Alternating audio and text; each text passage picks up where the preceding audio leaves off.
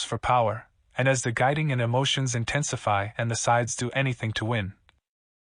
The levels of brutality accelerate unexpectedly such that the actual levels of brutality that occur in the Stage 6 civil wars and revolutions would have been considered implausible in Stage 5. The elites and moderates generally are imprisoned or are killed.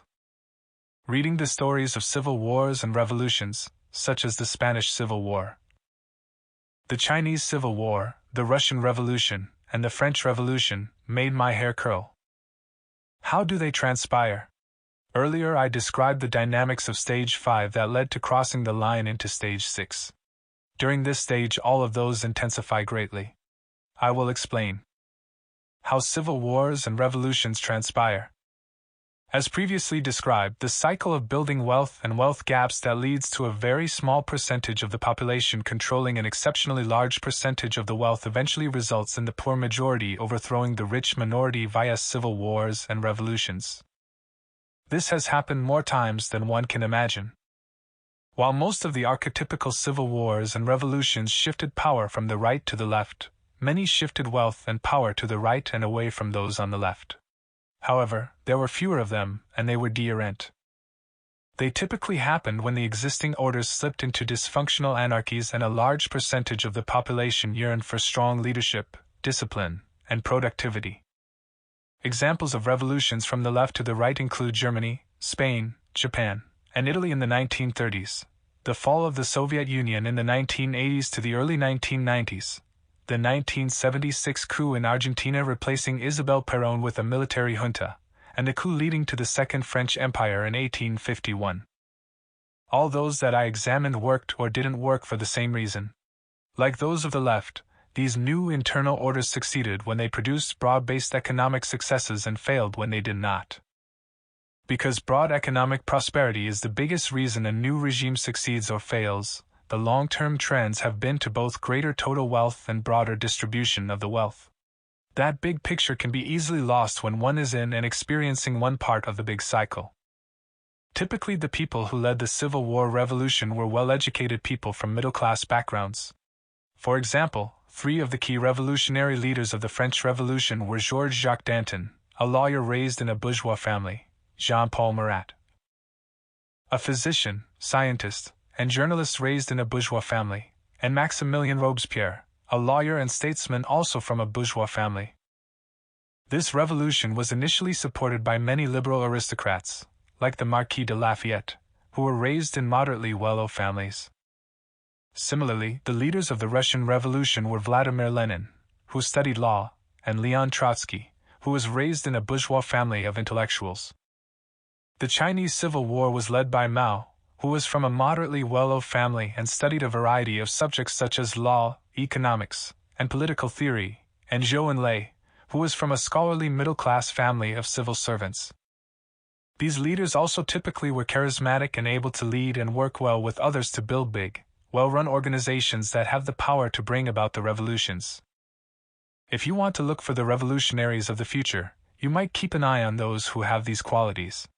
Over time, they typically evolve from being idealistic intellectuals wanting to change the system to be fairer to brutal revolutionaries bent on winning at all costs. While having large wealth gaps during economically difficult times was typically the biggest source of con-ICT, there were always other reasons for con-ICT that added up to a lot of opposition to the leadership and the system. Typically in revolutions, the revolutionaries with these different grievances joined together to make revolutionary changes. While they looked united during the revolution, after winning the revolution, they typically fought with each other over issues and for power. As previously mentioned, during the Civil War revolution stage of the cycle, the governments in power almost always had an acute shortage of money, credit, and buying power. That shortage created the desire to grab money from those who had it, which led those who had wealth to move it into places and assets that were safe, which led the governments to stop these movements by imposing capital controls, i.e., controls on movements to other jurisdictions, to other currencies, or to assets that are more difficult to tax and or are less productive. To make matters even worse, when there was internal disorder, foreign enemies were more likely to challenge the country. This happens because domestic con-ICT causes vulnerabilities that make external wars more likely. Internal Khan ICT splits the people within a country, is an anti-allied taxing on them, and demands attention that leaves less time for the leaders to tend to other issues, all things that create vulnerabilities for foreign powers to take advantage of. That is the main reason why internal wars and external wars tend to come close together. Other reasons include, emotions and tempers are heightened, strong populist leaders who tend to come to power at such times are guiders by nature. When there are internal conflicts, leaders envy that a perceived threat from an external enemy can bring the country together in support of the leaders, so they tend to encourage the Khan ICT. And being deprived leads countries to be more willing to GHT for what they need, including resources that other countries have. Almost all civil wars have had some foreign powers participating in an attempt to influence the outcome to their benefit. The beginnings of civil wars and revolutions aren't clear when they are happening, though they are obvious when one is deeply in the middle of them.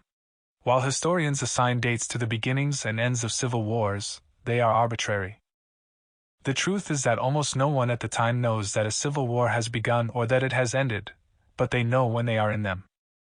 For example, many historians have designated July 14, 1789, as the day the French Revolution began because a mob stormed an armory and prison called the Bastille. But nobody at the time thought it was the beginning of the French Revolution or had any idea how terribly brutal that civil war and revolution would become. While one might not know what's to come, one can have imprecise markers that help one place where one is, to see the direction that one is moving in, and to know something about what the next stage will be like. Civil wars are incredibly brutal because they are GHTS to the death. Everyone is an extremist because everyone is forced to pick a side and GHT. Also, moderates lose out in knife GHTS. As for what types of leaders are best for civil wars and revolutions, they are the inspirational generals, people who are strong enough to marshal support and win the various types of battles they have to win. Because the GHT is brutal, they have to be brutal enough to do whatever is necessary to win. The time that historians stamp as the Civil War period typically lasts a few years and determines the style winners and losers, which is conveyed by who gets to occupy the government buildings in the capital. But like the beginnings, the ends of civil wars, revolutions are not as clearly delineated as historians convey. The guiding to consolidate power can go on for a long time after the style civil war has ended. While civil wars and revolutions are typically extremely painful, they often lead to restructurings that, if done well, can establish the foundation for improved future results. What the future after the Civil War revolution looks like depends on how the next steps are handled. Conclusion.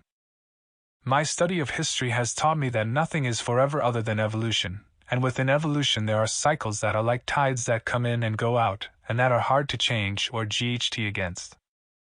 To handle these changes well, it is essential to know which stage of the cycle one is in and to know timeless and universal principles for dealing with it. As conditions change, the best approaches change. What is best depends on the circumstances, and the circumstances are always changing in the ways we just looked at. For that reason, it is a mistake to rigidly believe that any economic or political system is always best, because there will certainly be times when that system is not best for the circumstances at hand, and if a society doesn't adapt, it will die. That is why constantly reforming systems to adapt well is best. The test of any system is simply how well it works in delivering what most of the people want, and this can be objectively measured, which we can do and will continue to do. Having said that, the lesson from history that comes through most loudly and most clearly is that skilled collaborations to produce productive win-win relationships to both grow and divide the pie well, so that most people are happy, are much more rewarding and much less painful than guiding civil wars over wealth and power that lead to one side subjugating the other side. To get a rich picture of what makes great leaders great in different types of circumstances, I recommend Henry Kissinger's forthcoming book on leadership. This chart is based on historical analysis of 9 great powers. The likelihood of Khan ICT is based on major cases of civil war, rebellion, and revolution, but excludes peaceful revolutions that did not change the existing system. The analysis does not count the probability of Khan ICT arising in a period when a country is already in the midst of internal Khan ICT, to avoid counting periods in which economic conditions were bad because of the Khan ICT itself. To be clear, When a government's finances are in bad shape, that does not necessarily mean it will run out of buying power. But it does mean that there is a much higher risk of that happening than if the government were in a Nancy-ally strong position. Of course, these two kinds of struggles aren't equivalent. Still, in both cases, I have found that people are focused on their own issues and communities and don't understand the circumstances of those they don't have direct contact with. In many communities, people, and most heartbreakingly the children, are desperately poor and neglected. There is an acute shortage of money for basics, such as adequate school supplies, nutrition, and healthcare, and an environment of violence and trauma that perpetuates a cycle in which children are brought up intellectually and physically malnourished and traumatized. This leaves them disadvantaged as they grow into adulthood, which makes it hard for them to earn a living, which perpetuates the cycle. Consider this fact. A recent study that our foundation funded showed that 22% of the high school students in Connecticut, the richest state in the country by income per capita, are either disengaged or disconnected. A disengaged student is one who has an absentee rate of greater than 25% and is failing classes. A disconnected student is one who the system can't track because they dropped out. Imagine the consequences in 10 years and the human and social costs of this cycle. Our society has not established limits to how terrible it will allow conditions to get. Viscount Northcliffe, who controlled just under half of daily newspaper circulation in the UK around World War I, was known for anti-German coverage and was made Director of Propaganda in enemy countries by the government in 1918. What can be done? The news media is unique in being the only industry that operates without quality controls or checks on its power. I and most others believe that it would be terrible for our government to regulate it, and, at the same time, believe that something has to be done to X the problem. Perhaps if people protest enough, the media could be motivated to create a self-regulatory organization to create and regulate ratings the way the Motion Picture Association did. I don't have a clue about what should be done because this problem isn't in my areas of expertise, and it's not my place to offer suggestions to try to X the problem. However, it is my responsibility to point out that we are in an era in which sensationalism, commercialism, and political desires to manipulate people's views have superseded accuracy and journalistic integrity as the primary objectives of most of those in the media, and that this is like a cancer that threatens our well-being. If you believe that fake and distorted media is a problem and you are interested in watching the media propaganda for clues about whether and how this is transpiring, here are a few commonly recommended things to look out for. Ask yourself: 1. Does the story consist of emotionally triggering, unsubstantiated accusations, or are the facts substantiated and the sources provided? When the facts are put aside to create an exciting story and the sources are undisclosed, don't believe the story. 2. Does the writer welcome or not welcome replies or arguments that refute what they are asserting, and are they willing or not willing to publish them along with what they published? 3. Are the accusations in the story consistent with what has been identified and proven in the legal system? If people or groups are accused in the media of doing bad things but they haven't been accused and judged to have done bad things in the legal system, at least ask yourself why that is and probably don't believe the story.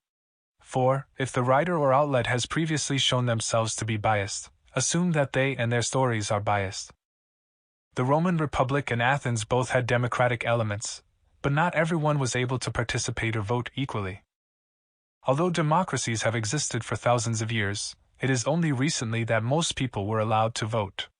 For example, in the U.S., African American men were not universally allowed to vote until 1870, and women of all races until 1920. Chapter 6. The Big Cycle of External Order and Disorder. Relationships between people and the orders that govern them work in basically the same ways, whether they are internal or external, and they blend together. In fact, it wasn't long ago that there were no distinctions between internal and external orders because there were no clearly defined and mutually recognized boundaries between countries. For that reason, the six-stage cycle of going between order and disorder that I described in the last chapter about what happens within countries works the same way between countries, with one big exception. International relations are driven much more by raw power, that is because all governance systems require effective and agreed upon 1. Laws and lawmaking abilities, 2. Law enforcement capabilities, 3. ways of adjudicating, e.g., judges, and 4. Clear and specified consequences that both suit crimes and are enforced, and those things either don't exist or are not as effective in guiding relations between countries as they are in guiding relations within them. While attempts have been made to make the external order more rule-abiding, by and large they have failed because these organizations have not had more wealth and power than the most powerful countries. When individual countries have more power than the collectives of countries, the more powerful individual countries rule. For example, if the US, China, or other countries have more power than the United Nations, then the US, China, or other countries will determine how things go rather than the United Nations. That is because power prevails, and wealth and power among equals is rarely given up without a GHT. When powerful countries have disputes, they don't get their lawyers to plead their cases to judges.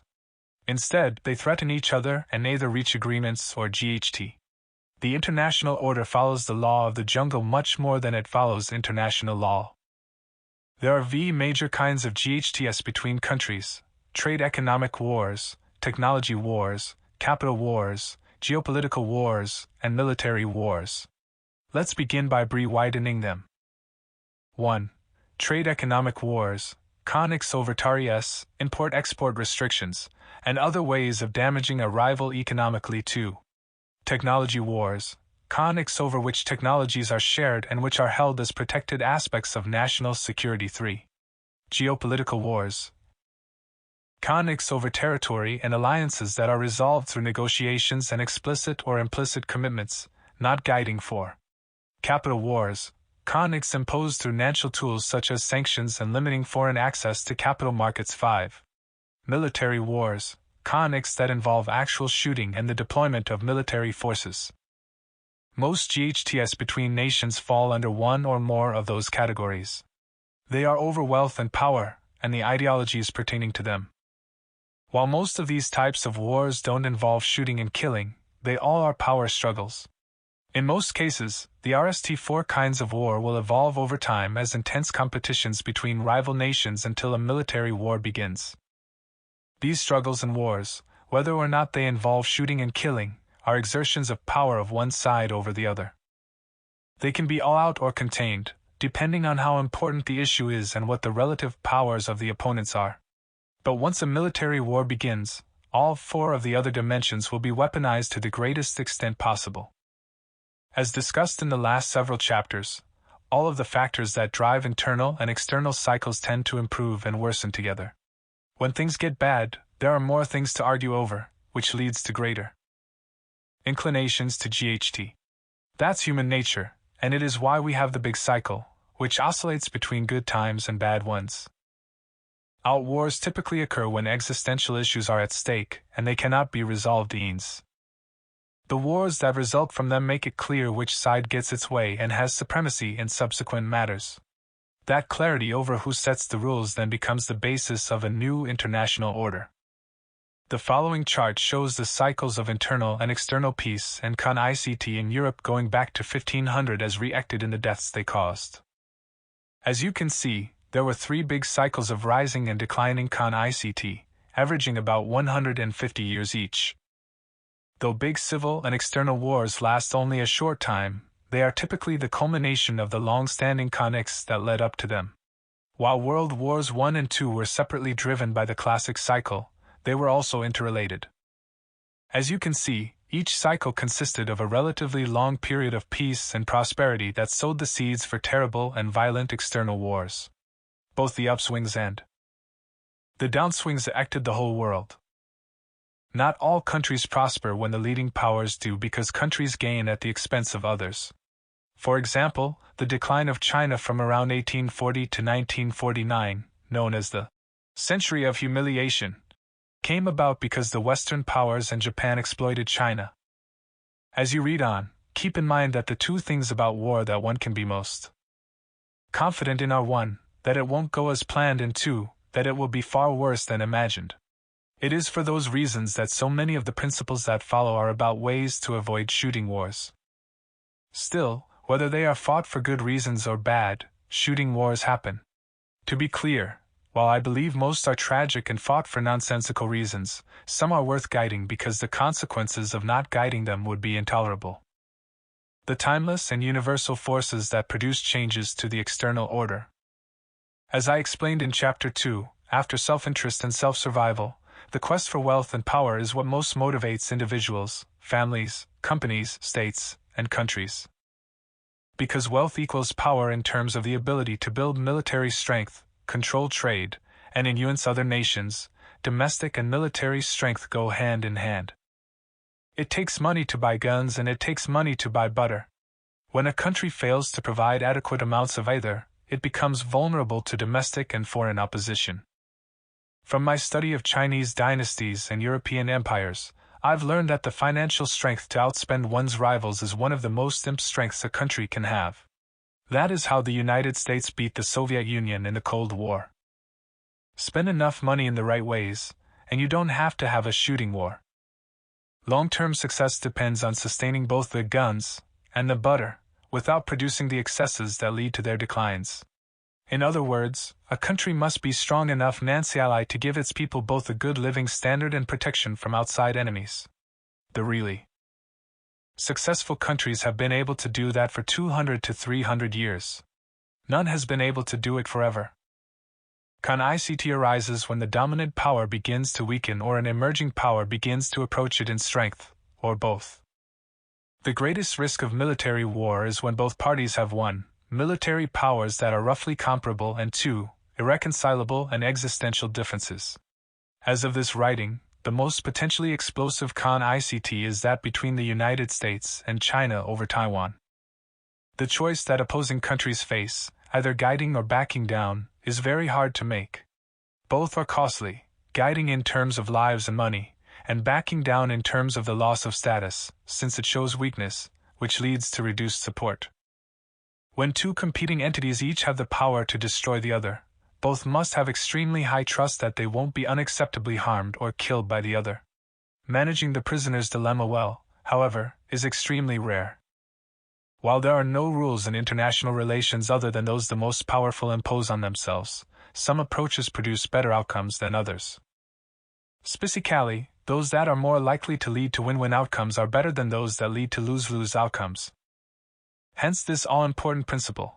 To get more win-win outcomes, one needs to negotiate with consideration given to what is most important to the other party and to oneself, and know how to trade skilled collaborations to produce win-win relationships that both increase and divide up wealth and power well are much more rewarding and much less painful than wars that lead to one side subjugating the other. Seeing things through your adversary's eyes and clearly identifying and communicating your red lines to them are the keys to doing this well.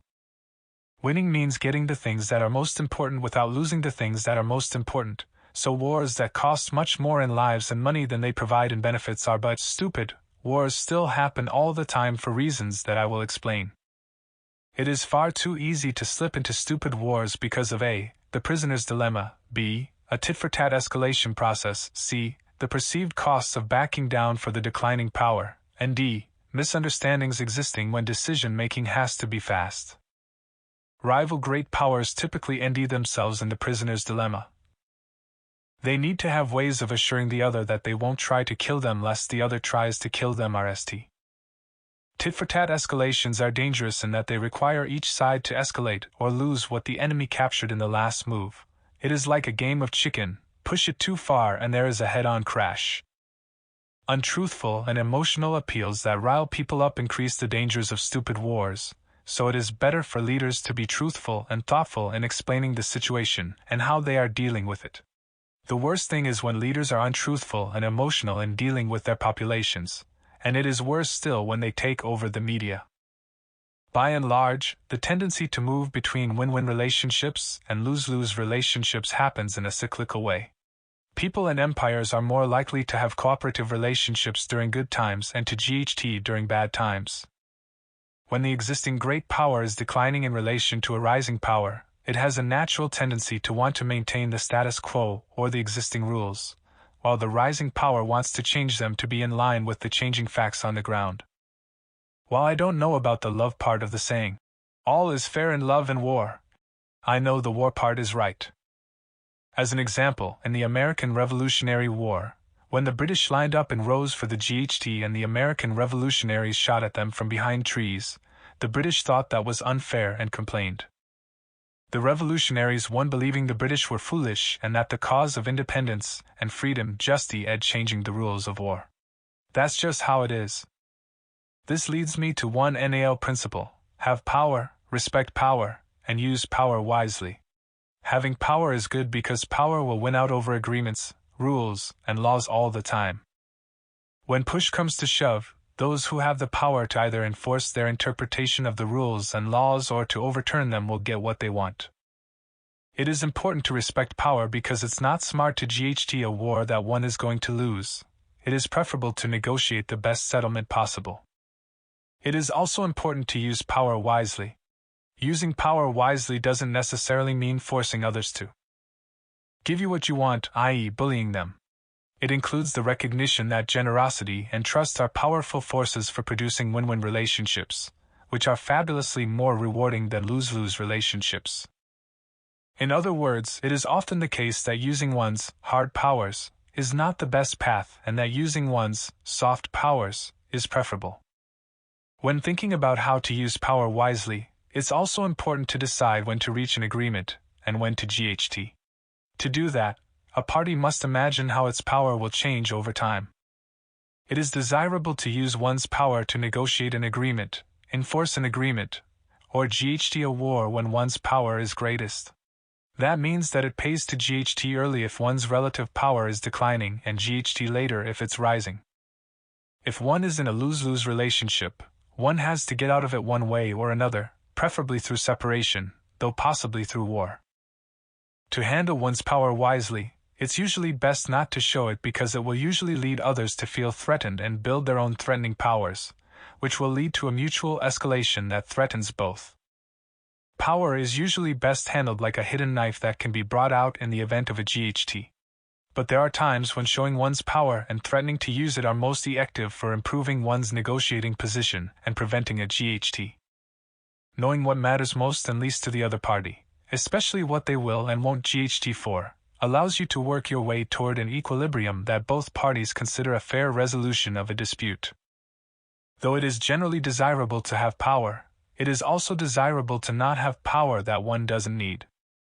That is because maintaining power consumes resources, most importantly your time and your money.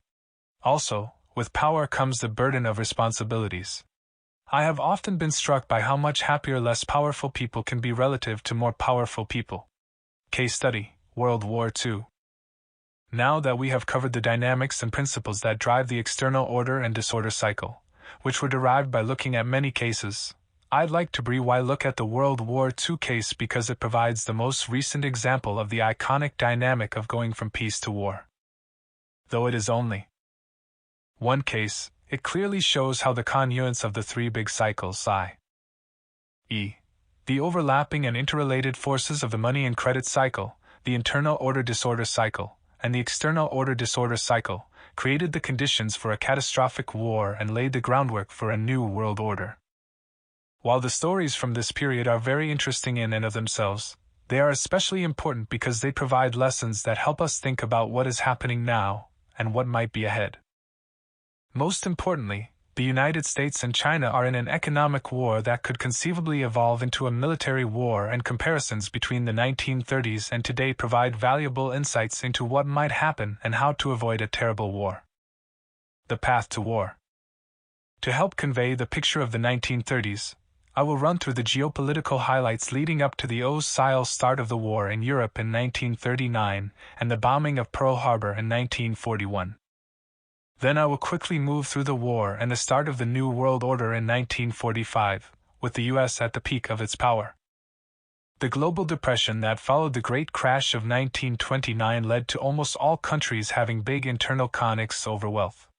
This caused them to turn to more populist, autocratic, nationalistic, and militaristic leaders and policies. These moves were either to the right or to the left and occurred in varying degrees, according to the country's circumstances and the strengths of their democratic or autocratic traditions. In Germany, Japan, Italy, and Spain, Extremely bad economic circumstances and less well-established democratic traditions led to extreme internal conflicts and a turn to populist autocratic leaders of the right, just as at different points in time the Soviet Union and China, which also endured extreme circumstances and had no experience with democracy, turned to populist autocratic leaders of the left, i.e., communists. The US and the UK had much stronger democratic traditions and less severe economic conditions, so they became more populist and autocratic than they had been, but not nearly as much as other nations. Germany and Japan.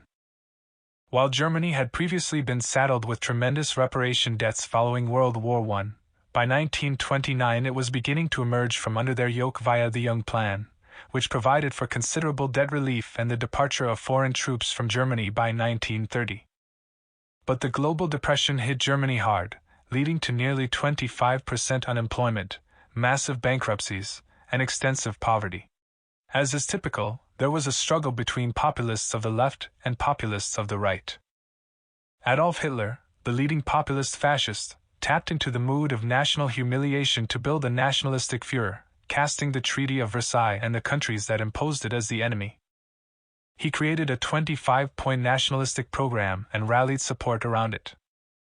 In response to internal guiding and the desire to restore order, Hitler was appointed Chancellor in January 1933, drawing large support for his Nazi party from industrialists who feared the communists. 2 months later, the Nazi party won the most support and the most seats in the German parliament. Hitler refused to pay any further reparation debts, left the League of Nations, and took autocratic control of Germany in 1934. Holding the dual roles of Chancellor and President, he became the country's supreme leader. In democracies there are always some laws that allow leaders to grab special powers. Hitler seized them all. He invoked Article 48 of the Weimar Constitution to put an end to many civil rights and suppress political opposition from the communists, and forced the passage of the Enabling Act, which allowed him to pass laws without the approval of the Reichstag and the President. He was ruthless against any opposition. He censored or took control of newspapers and broadcasting companies, created a secret police force to root out and crush opposition, deprived Jews of their rights of citizenship, seized the Protestant church's Nances, and arrested church officials who opposed him. Declaring the Aryan race superior, he prohibited non-Aryans from serving in government. Hitler took that same autocratic fascist approach to rebuilding Germany's economy, coupled with big-scale and monetary stimulation programs. He privatized state-owned businesses and encouraged corporate investment, acting aggressively to raise Aryan Germans' living standards. For example, he set up Volkswagen to make cars affordable and accessible, and he directed the building of the Autobahn. He financed this substantially increased government spending by forcing banks to buy government bonds. The debts that were produced were paid back by the earnings of companies and the central bank monetizing debt. These scalp policies by and large worked well in achieving Hitler's goals. This is another example of how borrowing in one's own currency and increasing one's own debt and deficits can be highly productive if the money borrowed is put into investments that raise productivity and produce more than enough cash out to service the debt. Even if it doesn't cover 100% of the debt service, it can be very cost-effective in achieving the economic goals of the country. As for the economic effects of these policies, when Hitler came to power in 1933 the unemployment rate was 25%, by 1938 it was nil. Per capita income increased by 22% in the years after Hitler took power, and real growth averaged over 8% per year between 1934 and 1938. As shown in the following charts, German equities rallied nearly 70% in a steady trend between 1933 and 1938, until the onset of the Hot War. In 1935, Hitler began to build the military, making military service compulsory for Aryans. Germany's military spending increased much faster than any other country because the German economy needed more resources to fuel itself, and it intended to use its military power to seize them. Like Germany, Japan was also hit exceptionally hard by the Depression and became more autocratic in response.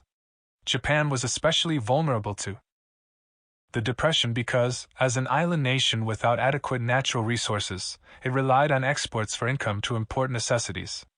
When its exports fell by around 50% between 1929 and 1931, Japan was economically devastated. In 1931, Japan went broke, i.e., it was forced to draw down its gold reserves, abandon the gold standard, and owed its currency, which depreciated it so greatly that Japan ran out of buying power. These terrible conditions and large wealth gaps led to guiding between the left and the right. By 1932, there was a massive upsurge in right-wing nationalism and militarism, in the hope that order and economic stability could be forcibly restored. Japan set out to get the natural resources and human resources it needed by seizing them from other countries, invading Manchuria in 1931 and spreading out through China and Asia. As with Germany, it could be argued that Japan's path of military aggression to get needed resources was more cost-effective than relying on classic trading and economic practices. In 1934, there was severe famine in parts of Japan, causing even more political turbulence and reinforcing the right-wing, militaristic, nationalistic, and expansionistic movement. In the years that followed, Japan's top-down fascist command economy grew stronger, building a military-industrial complex to protect its existing bases in East Asia and northern China and support its excursions into other countries.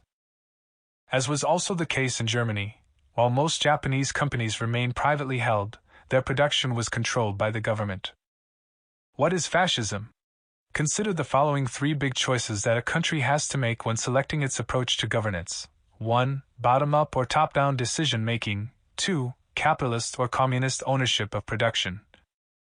And 3. Individualistic or collectivist. Pick the one from each category that you believe is optimal for your nation's values and ambitions, and you have your preferred approach. Fascism is autocratic, capitalist, and collectivist. Fascists believe that top-down autocratic leadership, in which the government directs the production of privately held companies such that individual gratification is subordinated to national success, is the best way to make the country and its people wealthier and more powerful. The U.S. and the Allies. In the U.S., debt problems became ruinous for American banks after 1929, which curtailed their lending around the world, hurting international borrowers. At the same time, the Depression created weak demand, which led to a collapse of U.S. imports and other countries' sales to the U.S. As incomes weakened, demand fell and more credit problems occurred in a self-reinforcing downward economic spiral. The U.S. responded by turning protectionist to safeguard jobs, raising tariffs via the passage of the Smoot-Hawley Tariff Act in 1930, which further depressed economic conditions in other countries. Raising tariffs to protect domestic businesses and jobs during bad economic times is common, but it leads to reduced efficiency because production does not occur where it can be done most efficiently. Ultimately, tariffs contribute to greater global economic weakness, as tariff wars cause the countries that impose them to lose exports. Tariffs do, however, benefit the entities that are protected by them, and they can create political support for the leaders who impose them. The Soviet Union had yet to recover from its devastating 1917-22 revolution and civil war, a lost war to Germany, a costly war with Poland, and a famine in 1921, and it was racked by political purges and economic hardships throughout the 1930s. China also suffered from civil war, poverty, and a famine in 1928-30. So, when things worsened in 1930 and tariffs began, bad conditions became desperate conditions in those countries. To make matters worse, there were droughts in the US and in the Soviet Union in the 1930s. Harmful acts of nature often cause periods of great economic hardship that, when combined with other adverse conditions, lead to periods of great conflict. In combination with extreme government policies, millions died in the USSR. At the same time, internal political guiding and fears of Nazi Germany led to purges of hundreds of thousands of people who were accused of spying and shot without trials. Deflationary depressions are debt crises caused by there not being enough money in the hands of debtors to service their debts. They inevitably lead to the printing of money, debt restructurings, and government spending programs that increase the supply of, and reduce the value of, money and credit. The only question is how long it takes for government officials to make this move. In the case of the U.S., it took 3.5 years from the crash in October 1929 until President Franklin D. Roosevelt's March 1933 actions. In Roosevelt's RST 100 Days in OC, he created several massive government spending programs that were paid for by big tax increases and big budget deficits by debt that the Federal Reserve monetized. He instituted jobs programs, unemployment insurance, social security supports, and labor and union-friendly programs. After his 1935 tax bill, then popularly called the Soak the Rich tax, the top marginal income tax rate for individuals rose to 75%. By 1941, the top personal tax rate was 81%, and the top corporate tax rate was 31%, having started at 12% in 1930. Roosevelt also imposed a number of other taxes. Despite all of these taxes and the pickup in the economy that helped raise tax revenue, budget deficits increased from around 1% of GDP to about 4% of GDP because the spending increases were so large. From 1933 until the end of 1936, the stock market returned over 200%, and the economy grew at a blistering average real rate of about 9%. In 1936, the Federal Reserve tightened money and credit to GHT an Asian and slow and overheating economy, which caused the fragile U.S. economy to fall back into recession and the other major economies to weaken with it, further raising tensions within and between countries. Meanwhile in Europe, the con-ICT in Spain between the populists of the left and the populists of the right arced into the brutal Spanish Civil War. Right-wing Franco, with the support of Hitler, succeeded in purging left-wing opposition in Spain. During periods of severe economic distress and large wealth gaps, there are typically redistributions. When done peacefully, these are achieved through large tax increases on the rich and big increases in the supply of money that devalue debtors' claims. And when done violently, they are achieved by forced asset confiscations. In the US and the UK, while there were redistributions of wealth and political power, capitalism and democracy were maintained. In Germany, Japan, Italy, and Spain they were not. Before there is a shooting war, there is usually an economic war. As is also typical, before all-out wars are declared, there is about a decade of economic, technological, geopolitical, and capital wars, during which the con-acting powers intimidate each other, testing the limits of each other's power. While 1939 and 1941 are known as the OCIL starts of the wars in Europe and the PCC, the con-acts really began about 10 years before that. In addition to the economically motivated con-acts within countries and the political shifts that arose from them, all of these countries faced increased external economic con-acts as they fought for greater shares of a shrinking economic pie. Because power, and not law, rules international relations, Germany and Japan became more expansionist and increasingly began to test the UK, the US, and France in the competition over resources and influence over territories. Before going on to describe the hot war, I want to elaborate on the common tactics used when economic and capital tools are weaponized. They have been and still are. 1. Asset freezes seizures, preventing an enemy rival from using or selling foreign assets they rely on. These measures can range from asset freezes for targeted groups in a country to more severe measures like unilateral debt repudiation or outright seizures of a country's assets, e.g. Some top U.S. policymakers have been talking about not paying our debts to China. 2. Blocking capital markets access, preventing a country from accessing their own or another country's capital markets. 3. Embargoes, blockades, blocking trade in goods and/or services in one's own country and in some cases with neutral third parties for the purpose of weakening the targeted country or preventing it from getting essential items or blocking exports from the targeted country to other countries, thus cutting their income. If you're interested in seeing how these tactics have been applied from 1600 until now, they are available at The Hot War Begins. In November 1937, Hitler secretly met with his top OCILs to announce his plans for German expansion to gain resources and bring together the Aryan race. Then he put them into action, RST annexing Austria and then seizing a part of what was then Czechoslovakia that contained oil resources. Europe and the US watched warily, not wanting to get drawn into another war so soon after the devastation of World War I. As with all wars, the unknowns were far greater than the knowns because a. Rival powers go into wars only when their powers are roughly comparable and b. There are way too many possible actions and reactions to anticipate.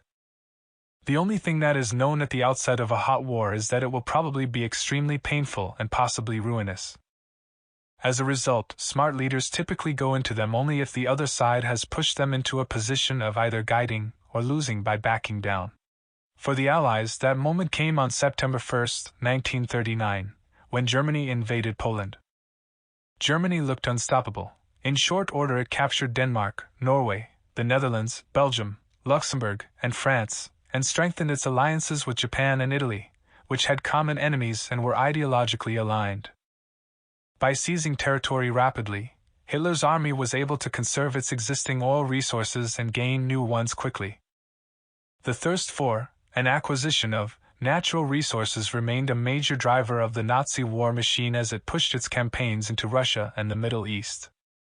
War with the Soviets was inevitable. The only question was when. Although Germany and the USSR had signed a non-aggression pact, Germany invaded Russia in June 1941, which put Germany in an extremely costly war on two fronts. In the PCC in 1937, Japan expanded its occupation of China, brutally taking control of Shanghai and Nanking, killing an estimated 200,000 Chinese civilians, and disarmed combatants in the capture of Nanking alone. While the U.S. remained isolationist, it did provide Chiang Kai-shek's government with guided planes and pilots to counter the Japanese, putting a toe in the war. Conflicts between the U.S. and Japan began to. A Japanese soldier struck the U.S. consul, John Moore Allison,